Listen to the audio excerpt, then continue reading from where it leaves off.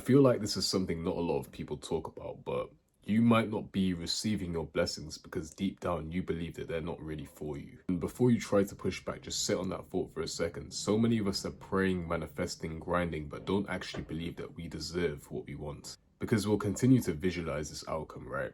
But when the opportunity arrives, we shrink, we hesitate, and we sabotage. And I think that's because just wanting something isn't enough. You have to believe that you already have it before it shows up.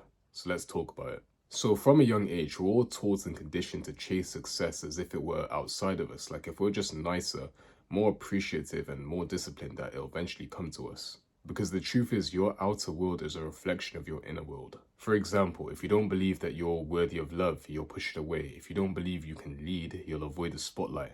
And if you don't think abundance is for people like you won't even recognize it when it's right in front of you. And having said this, most people don't fail because they don't have talent, but they fail because their self-image doesn't match their goals. Because think about it like this, you can never live a dream you can't even let yourself picture. And this brings me on to my second point in all of this, that self-doubt is a dream killer. Now, self-doubt is a sneaky one. It doesn't always say you can't do this. Sometimes it says, let's wait till next year. Maybe there's easier options. Maybe you shouldn't get your hopes up too much. And it's such a dangerous feeling because it's just fear dressed up as being realistic. And the worst part of this is that we get comfortable staying in this space. We convince ourselves that staying small is staying humble, but there's nothing humble in ignoring your potential.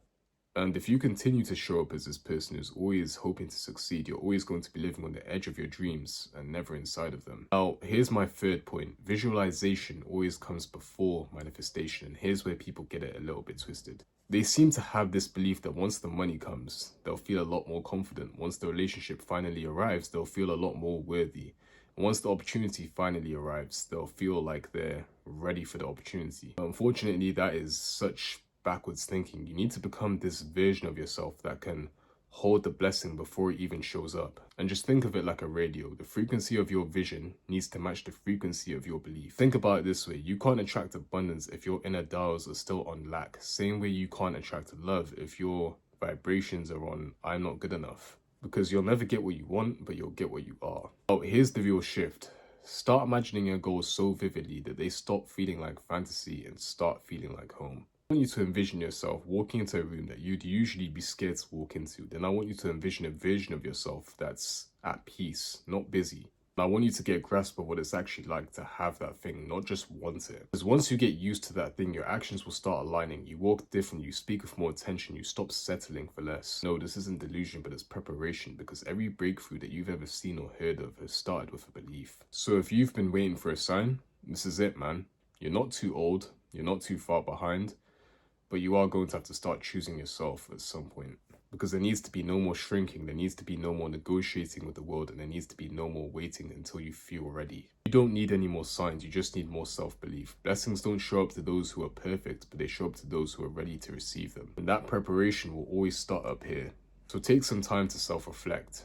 Do you believe that the life that you want is possible for you? Not just in theory, not just for others, but for you. And if at the end of this reflection or at the end of questioning yourself, you can't come up with a clear yes, it's time to work on that belief before anything else. Because you can't manifest hope or pray for something you're too afraid to hold. You can't attract what you're too insecure to receive. You definitely can't walk into a blessing that you keep talking yourself out of. So start acting like it's already yours and just watch how everything shifts. If you guys like this message and you guys want to see more of this content, then make sure to like, comment, share, and subscribe, and I'll catch you in the next one.